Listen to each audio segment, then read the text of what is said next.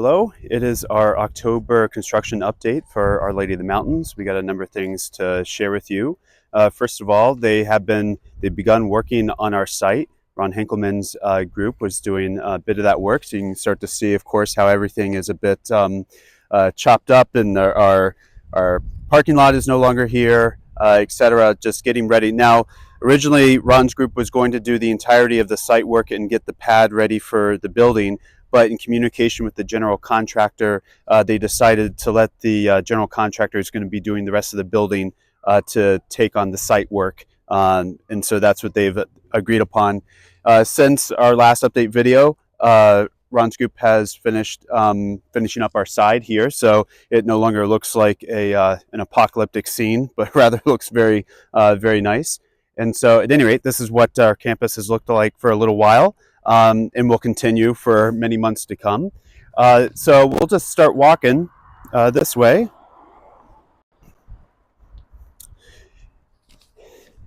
As you can see, they're starting to work on the wall here and just little things like that. Our sign is back up.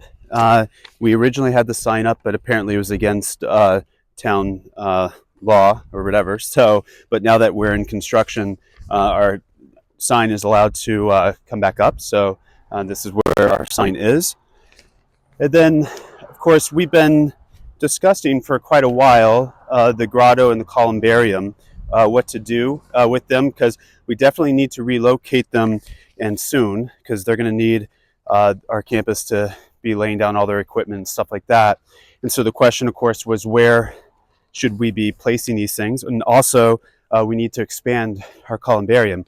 So just to talk about location, we were considering one of two locations. This was one of them, and it being just more proximate to things would be nice. The grotto would continue to be visible to the community, but we've continued thinking on it and are thinking that actually the back of our property is going to work a bit better for that.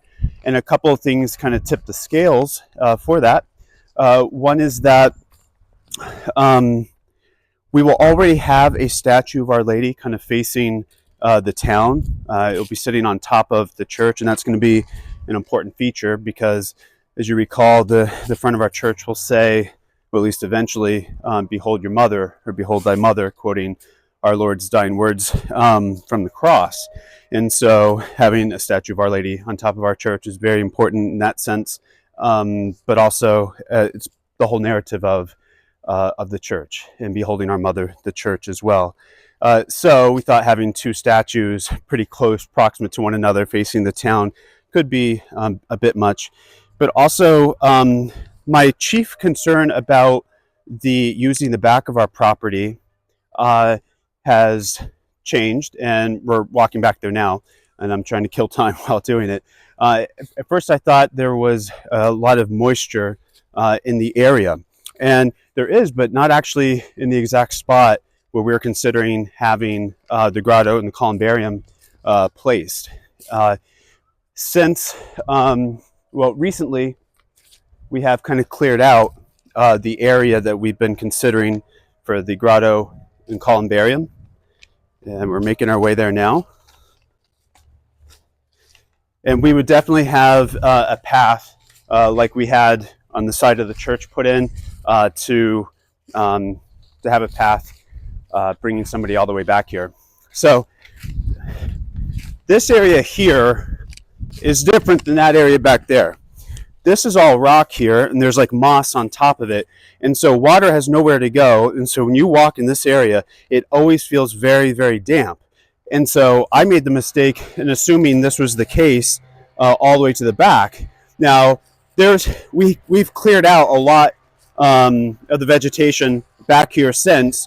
And what is revealed is that it's not that wet. It's not wet at all, actually. So that chief concern really has gone away. So, we are really considering having the grotto and the columbarium back here.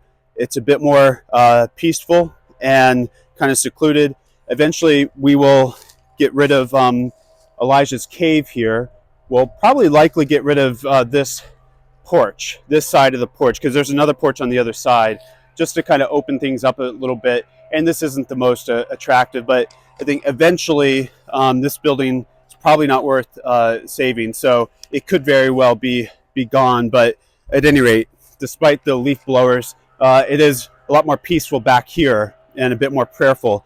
So you can imagine the grotto being roughly where I'm standing now, and then the columbaria in the plural kind of flanking out from it on either side. And so I, of course, have been asking for us to be able to expand our columbarium. You can't just do it, you have to get permission. And so transitioning from our previous bishop to our current bishop is getting caught up on everything, and so there's a mountain of stuff on his desk. And so I had asked him to be able to expand the columbarium, and he said that he needs time just to review everything. I think we're going to be granted permission, but we've got to give him time to make that decision. And he said that he'll let me know by March of 2025. So I said, all right, well, I need permission to at least relocate, and so that permission was granted. So we'll be relocating our current columbarium back here, and hopefully, Kevin Cavioli has some experience with these sorts of things, and so we're discussing, all right, how to lay things out, what would be some options, etc. But my hope would be to expand the columbarium, as well as having above ground, probably above ground internment for full body, but we'll have to have that discussion as well. Mausoleum, that's the word. So at any rate, that's what's going on back here. And so expect things to get moved pretty soon, because the general contractor is going to need that space. Okay, so we'll just kind of keep walking. The guaranteed maximum price did come in, and it was within, I think, 200,000. So all in all, pretty good. Actually, I don't think we want to walk that way with all of the leaf blowers. But so the GMP finally came back, and so the diocese, I think, is currently signing that agreement. So that's in the hands of the diocese. So that looks very promising. We're moving ahead. We were going to have our pre-construction meeting with everybody, with Ron's group, with the general contractor, with the architects, with our project managers on October 1st. But obviously, we were a bit busy on October 1st. With the hurricane, so we had to move it to October 16th, I believe. So that is our new date for pre-construction. So expect everything really to start taking place after that. The flooring, we think we're about halfway there. We want to get another estimate on some of the tile flooring for the main part of the church.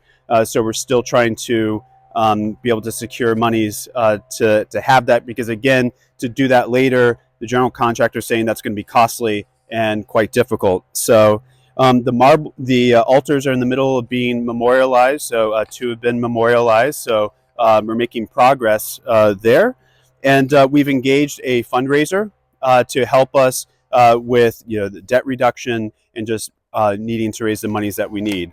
And as we approach the end of the year, if you need somewhere to put your monies for tax purposes, keep us in mind. And lastly, we'll do another specifically financial update probably after October 29th. We're having a big financial meeting then, just to get everybody on the same page and wrap our minds fully around things. So we'll have another sort of presentation or a video hopefully shortly after that.